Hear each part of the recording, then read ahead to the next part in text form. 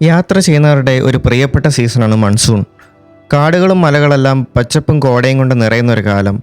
കേരളത്തിലെ ജൂൺ മാസത്തിൽ പ്രധാനപ്പെട്ട ടൂറിസ്റ്റ് ലൊക്കേഷനെല്ലാം അടച്ചപ്പോൾ യാത്ര ചെയ്യാൻ പറ്റിയ മൺസൂൺ ട്രെക്കിങ്ങിനെ പറ്റി നോക്കിയപ്പോഴാണ് കർണാടക സ്റ്റേറ്റിൻ്റെ കുറേയധികം അടിപൊളി ട്രെക്കിംഗ് സ്പോട്ട് കണ്ണിൽപ്പെടുന്നത്. കർണാടകയിലെ ചിക്മംഗ്ലൂർ ഡിസ്ട്രിക്റ്റിൽ കുതിരേമുഖ് നാഷണൽ പാർക്കിനുള്ളിലായി സ്ഥിതി ചെയ്യുന്ന നേത്രാവതി പീക്കിലോട്ടാണ് നമ്മുടെ ഇന്നത്തെ യാത്ര. മാംഗ്ലൂരിൽ നിന്ന് 114 കിലോമീറ്റർ അകലെയുള്ള സംസെ ഗ്രാമത്തിൽ നിന്ന് ഓഫ് റോഡ് ചെയ്തു തുടങ്ങി പുഴകളും കാടെല്ലാം കടന്ന് 6 കിലോമീറ്റർ മഴയും മഞ്ഞെല്ലാം അനുഭവിച്ച് മേഘങ്ങൾ വന്ന് മലകളെ മൂടുന്ന ആ ഗംഭീര കാഴ്ചകൾ സമ്മാനിക്കുന്ന ആ ഒരു ട്രെക്കിങ്ങിൻ്റെ കാഴ്ചകൾ നമുക്ക് കാണാം.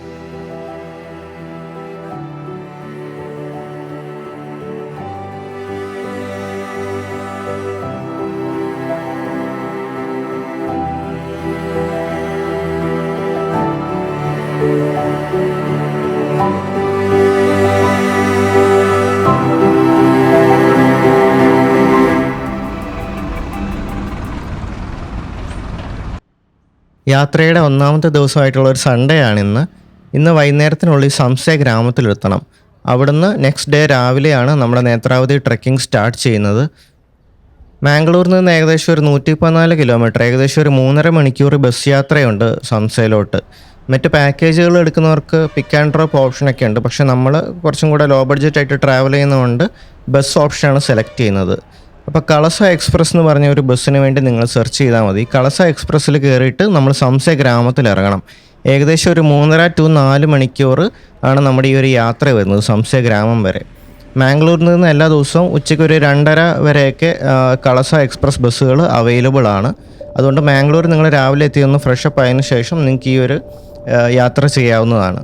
ആ ഒരു പോകുന്ന റൂട്ട് ഒരു ഗംഭീര റൂട്ടാണ് കേട്ടോ. ആദ്യം നല്ല വഴികളൊക്കെ, പിന്നെ ഒരു ഫോറസ്റ്റ് റോഡൊക്കെ കയറി ഏകദേശം നമ്മളൊരു ഹൈ റേഞ്ച് യാത്രയൊക്കെ ചെയ്യുന്ന ഒരു ഫീലാണ്. ഒരുപാട് നല്ല കാഴ്ചകളും അതുപോലെ തന്നെ കുതിരേമുഖ് നാഷണൽ പാർക്കിൻ്റെയൊക്കെ കുറച്ചധികം നല്ല കാഴ്ചകളും ആ ഒരു യാത്രയിലുണ്ട്. 3.5 മണിക്കൂർ യാത്ര ഉണ്ടായപ്പോൾ അത് ഒട്ടും മടുപ്പിക്കുന്നില്ല. കാരണം ആ ഫോറസ്റ്റ് റോഡൊക്കെ തുടങ്ങി കഴിയുമ്പോൾ മൊത്തം കോടയെല്ലാം ഇറങ്ങി നല്ലൊരു അറ്റ്മോസ്ഫിയറാണ് നമുക്ക് തരുന്നത്. ഈ യാത്രയിൽ എൻ്റെ കൂടെ ജോയിൻ ചെയ്യാൻ വയനാട് നിന്നൊരു 5 ഫ്രണ്ട്സും വരുന്നുണ്ടായിരുന്നു. അവർ കാറിന് കർണാടക കയറി തന്നെയാണ് വരുന്നത്. അപ്പം അവരും വൈകുന്നേരത്തേക്ക് സംശയം എത്തും. അപ്പോൾ ഇന്ന് പ്രത്യേകിച്ച് വേറെ പരിപാടികളൊന്നുമില്ല. സംശയിലെത്തുക, സംശയിലെ കുറച്ച് കാഴ്ചകളൊക്കെ ഒന്ന് നടന്ന് കാണുക എന്നുള്ളതേ ഉള്ളൂ. അതുകൊണ്ട് അധികം തിരക്കും കാര്യങ്ങളൊന്നുമില്ല. പിന്നെ ഈ ഫോറസ്റ്റ് റോഡ് കഴിഞ്ഞാൽ പിന്നെ VI പോലത്തെ സിമ്മിനൊന്നും റേഞ്ച് ഉണ്ടാവത്തില്ല. എയർടെൽ, BSNL, ജിയോയ്ക്കുമാണ് സംശയിലൊക്കെ റേഞ്ച് ഉള്ളത്. രാവിലെ 10:30 തുടങ്ങിയ യാത്ര ഏകദേശം ഉച്ചയ്ക്ക് 2:30 സംസ എത്തിയത്. സംസ എന്ന് പറയുന്നത് ചെറിയൊരു ടൗണാണ്. കുറച്ച് കടകളും കാര്യങ്ങളും പിന്നെ നേത്രാവതി പീക്കിൻ്റെയൊക്കെ ഒരു കാഴ്ചകളൊക്കെ നമുക്ക് ഈ ടൗണിൽ നിന്ന് കാണാൻ പറ്റും. നമുക്ക് അത്യാവശ്യം വേണ്ട സൗകര്യങ്ങളൊക്കെ ആ ടൗണിലുണ്ട്. ഇവിടെ കൂടുതലും ടീ പ്ലാന്റേഷൻ ആൻഡ് കോഫി പ്ലാന്റേഷനൊക്കെയാണ് ഉള്ളത്. അപ്പോൾ വൈകുന്നേരങ്ങളൊക്കെ നേരത്തെ എത്തുവാണെങ്കിൽ നമുക്ക് ഈ ഗ്രാമമൊക്കെ ഒന്ന് നടന്ന് കാണുന്നത് നല്ലൊരു എക്സ്പീരിയൻസ് ആയിരിക്കും. അപ്പോൾ ഇവിടെ അടുത്തൊരു തേയിലത്തോട്ടവും അതുപോലെ തന്നെ ഒരു ഫേമസ് അമ്പലമൊക്കെ ഉണ്ടായിരുന്നു. അവിടെ ഒരുപാട് പേര് വരുന്നുണ്ടായിരുന്നു. അപ്പോൾ വൈകുന്നേരം ആയപ്പോൾ ഒരു ചായയൊക്കെ കുടിച്ചിട്ട് ഞാൻ ഇങ്ങോട്ട് നടക്കാൻ വേണ്ടി ഇറങ്ങി. വൈകുന്നേരം ആയപ്പം വയനാട് നിന്നുള്ള നമ്മുടെ ഫ്രണ്ട്സുകൾ എത്തിയായിരുന്നു. അവരിലൊരു 2 പേരെ എനിക്ക് നേരത്തെ പരിചയം ഉണ്ടായിരുന്നു. വയനാട് ബാണാസുര ട്രെക്ക് ചെയ്തപ്പോൾ പരിചയപ്പെട്ടവരായിരുന്നു. അപ്പം അവരും ഈ ഒരു യാത്രയിൽ എൻ്റെ ഒപ്പം ജോയിൻ ചെയ്തിട്ടുണ്ട്. ഇവിടുത്തെ ഒരു ചെറിയ ഹോം സ്റ്റേ ആണ് ഞങ്ങൾ എടുത്തിരുന്നത്. അധികം സൗകര്യങ്ങളൊന്നുമില്ല, വളരെ ബേസിക് ആയിട്ടുള്ള സൗകര്യങ്ങളേ ഉള്ളൂ. പിന്നെ ഫുഡ് ഇവിടെ തന്നെ അറേഞ്ച് ചെയ്തിട്ടുണ്ട്. ആദ്യത്തെ ദിവസം രാത്രിയിലത്തെ ഡിന്നറും പിന്നെ അടുത്ത ദിവസത്തെ ബ്രേക്ക്ഫാസ്റ്റും ഉച്ചക്കത്തെ ലഞ്ചും അവർ അറേഞ്ച് ചെയ്തിട്ടുണ്ടായിരുന്നു. അടുത്ത ദിവസം രാവിലെ 7 മണിക്കായിരുന്നു നമ്മുടെ ട്രെക്കിംഗ് സ്റ്റാർട്ട് ചെയ്തത്. രാവിലെ തന്നെ ഒരു ഓഫ് റോഡ് ജീപ്പൊക്കെ ഇവിടെ വന്ന് കിടപ്പുണ്ട്. നമ്മൾ ഈ ജീപ്പിലാണ് പോകുന്നത്.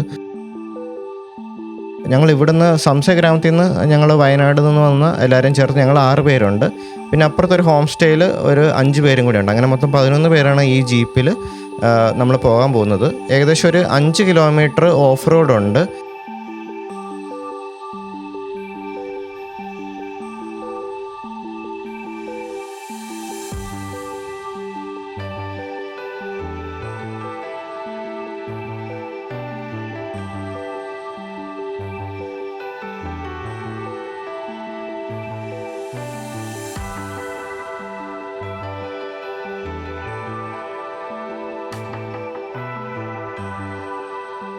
ഏകദേശം 5 കിലോമീറ്റർ അടുത്ത് ഈ ഒരു ഓഫ് റോഡ് യാത്രയുണ്ട്.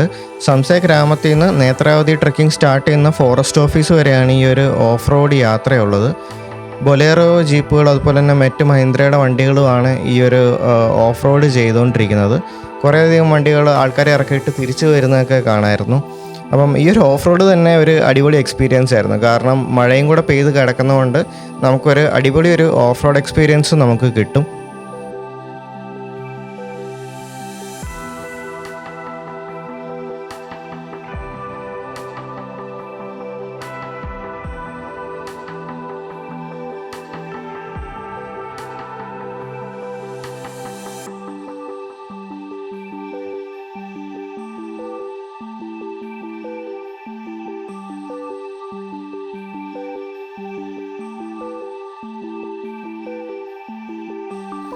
പണ്ടൊക്കെ ഈ ഒരു ഫോറസ്റ്റ് ഓഫീസിൽ എത്തി ഡയറക്റ്റ് ടിക്കറ്റ് എടുക്കാൻ പറ്റുമെന്നാണ് ഞാൻ കേട്ടിരുന്നത്. പക്ഷേ ഇപ്പം നമ്മൾ എൻട്രി പാസ് നേരത്തെ തന്നെ കർണാടക സർക്കാരിൻ്റെ ആരണ്യവിഹാർ എന്ന് പറഞ്ഞ സൈറ്റിൽ കയറി കൂടെ വരുന്നവരുടെയും എല്ലാവരുടെയും ഡീറ്റെയിൽസ് എൻറ്റർ ചെയ്ത് ഒരാൾക്ക് 500 രൂപ ഫീസും അടച്ച് രജിസ്റ്റർ ചെയ്യണം. എങ്കിൽ മാത്രമേ നമുക്ക് ഈ നേത്രാവതി ട്രെക്കിംഗ് എല്ലാം ചെയ്യാൻ പറ്റത്തുള്ളൂ. കർണാടകയിലെ മെജോറിറ്റി ട്രെക്കിംഗ് എല്ലാം തന്നെ അങ്ങനെയാണ്.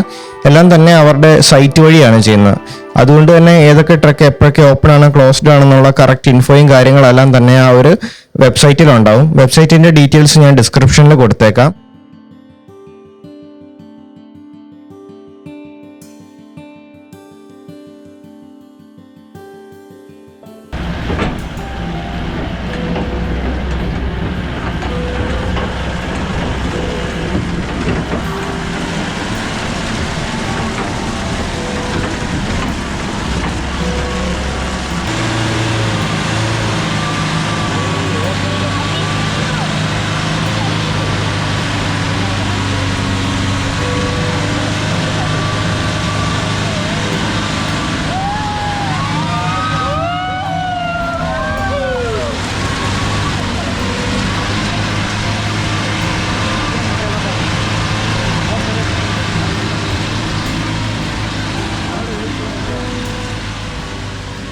ഞങ്ങൾ ഏകദേശം ഫോറസ്റ്റ് ഓഫീസ് അടുക്കാറായപ്പോഴാണ് ബൈക്കിന് വന്ന കുറച്ച് ചേട്ടന്മാരെ കണ്ടത്. അപ്പം റോയൽ എൻഫീൽഡ് ഹിമാലയനും ക്ലാസിക് ബുള്ളറ്റൊക്കെ കൊണ്ടിട്ടാണ് അവർ ഈ ഒരു ഓഫ് റോഡ് മൊത്തം കയറി വന്നത്. അപ്പം ബൈക്കിനൊക്കെ ഇതുപോലെ ഓഫ് റോഡ് ചെയ്ത് വരാൻ താല്പര്യമുള്ളവർക്കും അതും ട്രൈ ചെയ്യാവുന്നതാണ്. ഫോറസ്റ്റ് ഓഫീസിൻ്റെ ഏകദേശം അടുത്തെത്താറായപ്പോൾ തന്നെ നമ്മുടെ ഓഫ് റോഡിങ് ഏകദേശം തീർന്നായിരുന്നു. കാരണം മുകളിലോട്ട് കുറച്ചും കൂടെ വഴി മോശമായിട്ട് കിടക്കുന്നതുകൊണ്ട് ഓഫ് റോഡിങ് അവിടെ വരെ ഉള്ളെന്ന് പറഞ്ഞായിരുന്നു. ഇനി ഒരു 300 മീറ്റർ എന്തോ നടക്കാനുള്ളതേ ഉള്ളൂ. ഒരു ഗൈഡിനെയും ഈ യാത്രയിൽ നമ്മളൊപ്പം പ്രൊവൈഡ് ചെയ്യും.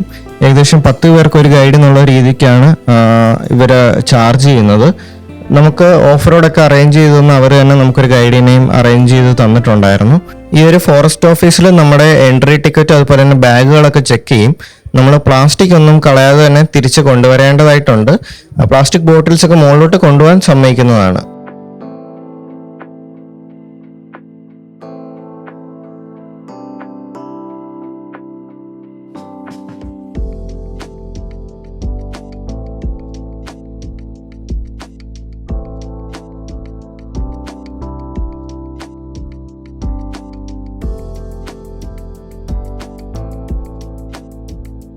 കഫറ്റീരിയ ഒക്കെ ഫോറസ്റ്റ് ഓഫീസിൻ്റെ മുകളിലായിട്ടുണ്ടായിരുന്നു. ഇവിടെ നിന്നാണ് നമ്മുടെ ട്രെക്കിംഗ് സ്റ്റാർട്ട് ചെയ്യുന്നത്. ഒരു മോഡറേറ്റ് ആയിട്ടുള്ള ട്രെക്കാണ് Netravati peak. One side 6 kilometre ആണുള്ളത്. അപ്പോൾ ടോട്ടൽ 12 കിലോമീറ്റർ ട്രെക്കിംഗ് ആണ്. അതിൽ തന്നെ ആദ്യം ഒരു 3 കിലോമീറ്റർ ഫോറസ്റ്റിൻ്റെ ഉള്ളിൽ കൂടെ നമ്മളൊരു പുഴയൊക്കെ കടന്ന് വേണം എത്താൻ. അപ്പോൾ ഈ ഒരു പുഴ ഓവർഫ്ലോ ചെയ്യുമ്പോൾ അങ്ങനെയൊക്കെ ഉള്ളപ്പോഴാണ് നേത്രാവതി ക്ലോസ് ചെയ്യുന്നതെന്നാണ് നമുക്ക് അറിയാൻ സാധിച്ചത്. ആദ്യം നമ്മൾ മല ഇറങ്ങുകയാണ് ചെയ്യുന്നത്. ഒരു മല ഇറങ്ങിയിട്ട് ആ ഒരു വാട്ടർഫോളും ആ ഒരു റിവറും ക്രോസ് ചെയ്തിട്ടാണ് പിന്നെ നമ്മുടെ ഒരു മെയിൻ ഹൈക്കിംഗ് സ്റ്റാർട്ട് ചെയ്യുന്നത്.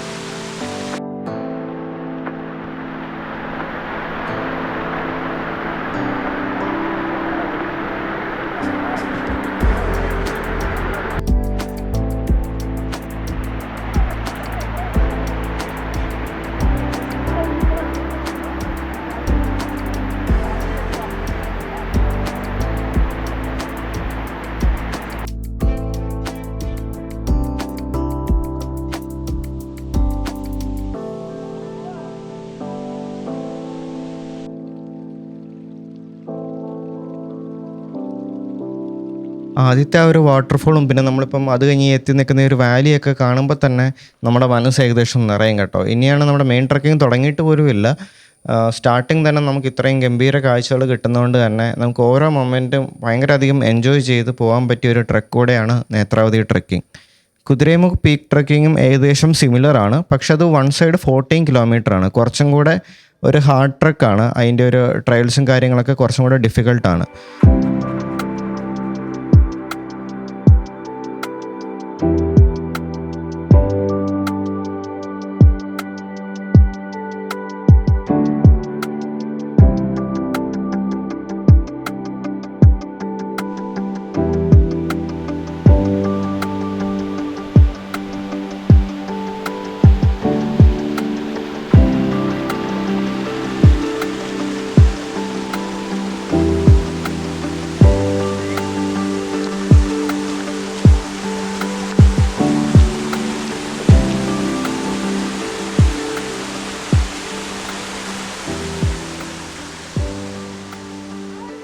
മഴക്കാലമായത് തന്നെ അട്ടകളുണ്ടെന്ന് നേരത്തെ നമ്മളോട് പറഞ്ഞായിരുന്നു. അതുകൊണ്ടൊരു സാനിറ്റൈസർ ബോട്ടിലൊക്കെ നമ്മൾ കരുതിയിട്ടുണ്ടായിരുന്നു. സാനിറ്റൈസറും ഉപ്പും എല്ലാം കൊണ്ടുവരുന്നവരുണ്ട്. അതുപോലെ തന്നെ ഡെറ്റോൾ കൊണ്ടുപോകാനൊക്കെ ഒരു ഷോപ്പ് കീപ്പർ നമ്മളോട് നേരത്തെ പറഞ്ഞായിരുന്നു. പക്ഷേ ഞങ്ങൾക്ക് കാര്യമായിട്ട് അട്ടയുടെ കടിയൊന്നും കിട്ടിയില്ല. അധികം ഈ ഫോറസ്റ്റ് ഏരിയയിൽ ഉള്ളിലോട്ടൊന്നും പോയി ഇരിക്കരുതെന്നേ ഉള്ളൂ. നമ്മൾ നടക്കുന്ന വഴികളിൽ പൊതുവെ അട്ടകൾ കുറവാണ്.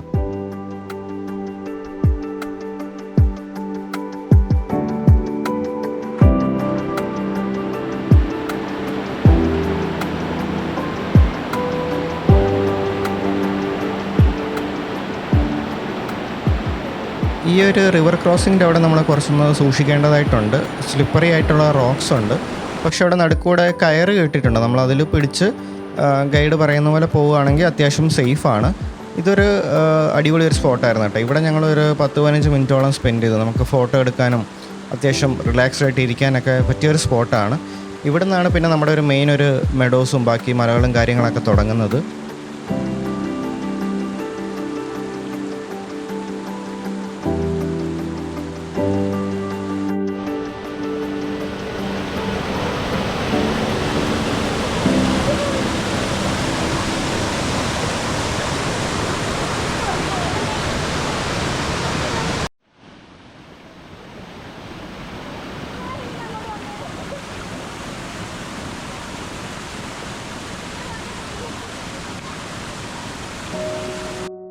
നമുക്ക് ചുറ്റും നല്ല പച്ചപ്പുള്ള നല്ല നീണ്ട മലനിരകളുടെ കാഴ്ചകളാണ് അതിനുശേഷം നമുക്ക് കാണാനുണ്ടായിരുന്നത്. ഒരു ഓപ്പൺ ട്രെയിലാണ്. ഇനിയിപ്പോൾ അധികം മരങ്ങളോ കാര്യങ്ങളോ ഒന്നുമില്ല. പുല്ലുകളുടെ ഇടയിലൊക്കെ കൂടെ നമ്മൾ ഹൈക്ക് ചെയ്ത് കയറുകയാണ് ചെയ്യുന്നത്. ഒരുപാട് ദൂരത്തിലായിട്ട് നമുക്ക് ആ ഒരു ടോപ്പ് പോയിൻ്റ് കാണാം. പക്ഷേ പോകുന്ന വഴി തന്നെ ഇങ്ങനെ ക്ലൈമറ്റ് ഇങ്ങനെ മാറിക്കൊണ്ടിരിക്കും. ഞങ്ങൾ ഇവിടെ ഈ ഒരു സമയത്ത് എത്തിയപ്പോൾ തന്നെ ഒരു 10 മണിക്കൊക്കെ ഇവിടെ അത്യാവശ്യം തെളിഞ്ഞു കിടക്കുമായിരുന്നു. കുറച്ചുകൂടെ മുമ്പോട്ട് പോയപ്പോൾ മൊത്തം കോടയൊക്കെ ഇറങ്ങി സൈഡിൽ നിൽക്കുന്ന ആളെ പോലും കാണാൻ പറ്റാത്തത്രയും ഒരു അവസ്ഥയിലൊക്കെ എത്തിയായിരുന്നു.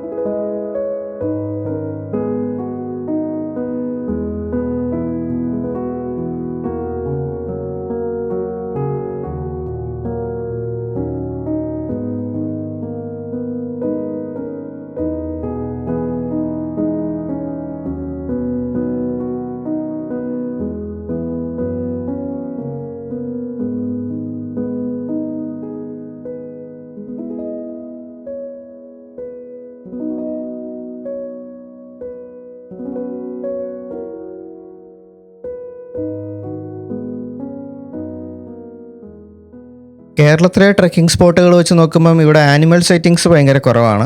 ഇപ്പോൾ കേരളത്തിൽ നമുക്ക് വയനാടൊക്കെ ആണെങ്കിലും ആന ഇറങ്ങുന്ന ഇഷ്യൂസൊക്കെ ചിലയിടത്ത് ഉണ്ടാവും. അതുപോലെ മീശപ്പുലിമലയൊക്കെ പോയാൽ നമുക്ക് വരയാടുകളെ സ്പോട്ട് ചെയ്യാൻ പറ്റും.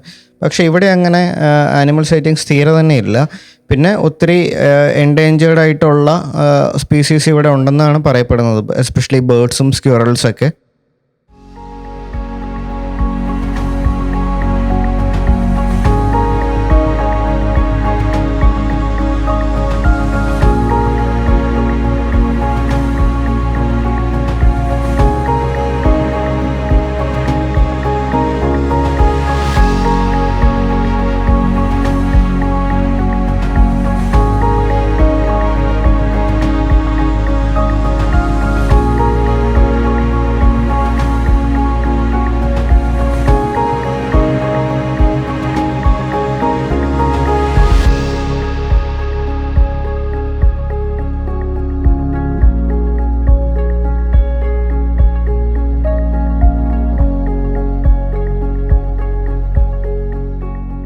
നമ്മളിപ്പോൾ നേത്രാവതി പീക്കിൻ്റെ ഏറ്റവും ടോപ്പിലാണ്.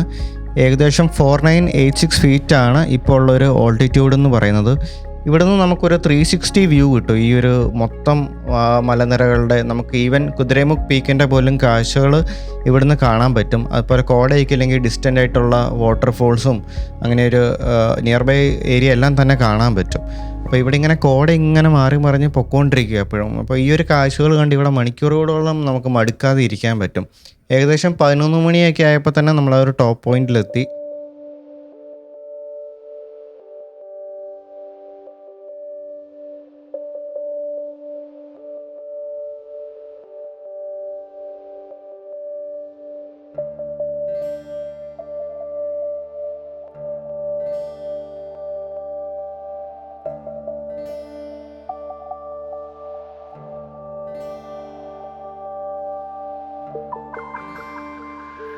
നമ്മൾ പാക്ക് ചെയ്തുകൊണ്ട് വന്ന ലഞ്ച് ഈ കാഴ്ചകളൊക്കെ കണ്ട് ഈ ഒരു ടോപ്പ് പോയിന്റിൽ നിന്ന് തന്നെ ഇരുന്ന് കഴിക്കുന്ന ഒരു പ്രത്യേക ഫീലാണ്.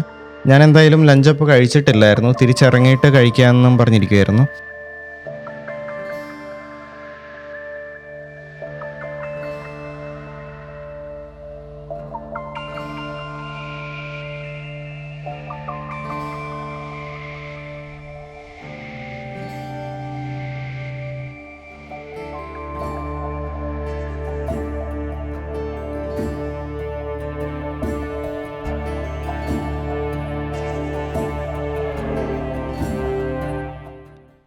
നേത്രാവതിയിലെ മഴയും കൂടിയേ നമ്മൾ എക്സ്പീരിയൻസ് ചെയ്യാൻ ബാക്കിയുണ്ടായിരുന്നുള്ളൂ. അപ്പോൾ തിരിച്ചിറങ്ങുന്ന വഴി ആ മഴയും കൊണ്ടാണ് ഇറങ്ങിയത്.